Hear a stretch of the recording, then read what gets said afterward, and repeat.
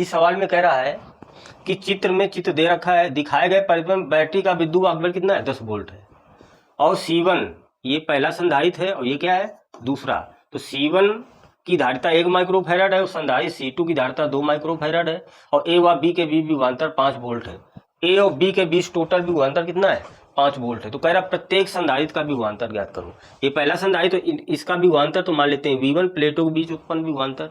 ये दूसरा संधारित्र तो इनकी प्लेटों के बीच विभवांतर कितना उत्पन्न होगा मान लेते हैं V2, यही पूछा गया है। और क्या दे रखा है VA और VB, A और B के बीच विभवांतर दे रखा है, यानी VA माइनस VB बराबर कितना दे रखा है 5। ये अब VA और VB के बीच टोटल कितना विभवांतर है वो निकालते हैं। देखो तो A और B के बीच में पहला संधारित्र है तो इनके भी विभवांतर हमने V1 मान रखा है। आगे A और B के बीच में तो जुड़ा है ये सेल, तो विभवांतर कितना है 10 वोल्ट है, लेकिन माइनस से जुड़ा है तो ये माइनस क्या हो जाएगा 10 वोल्ट।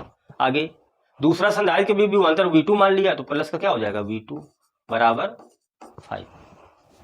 A और B के बीच ही तो जुड़े हैं ये, तो बराबर तो होगा ही। अब ये उधर चला जाएगा तो क्या आ जाएगा V1 प्लस V2 बराबर 15 आ जाएगा, ये आ जाएगा।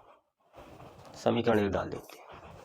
अब देखते हैं चूंकि C1 व C2 श्रेणी क्रम में जुड़े हैं, श्रेणी में जुड़े हैं,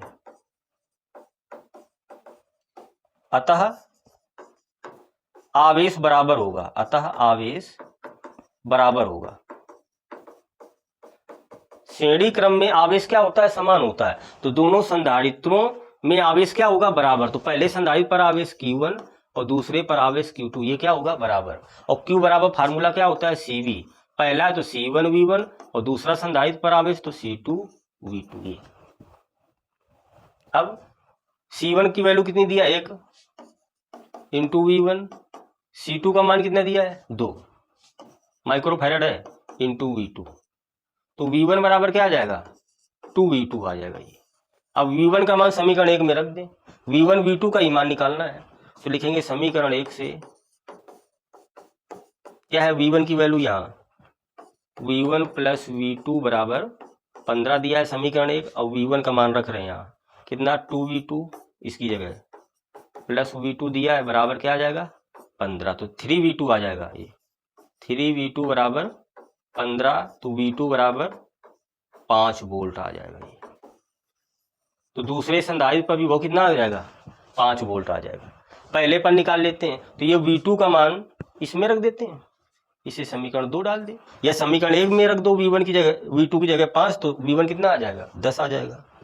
तो V2 का मान समीकरण हम 2 में रख देते हैं, समीकरण 2 से, तो V1 का मान कितना आ जाएगा 2V2 है 2, और V2 का मान कितना 5 है ये, तो V1 कितना आ जाएगा 10 वोल्ट आ जाएगा।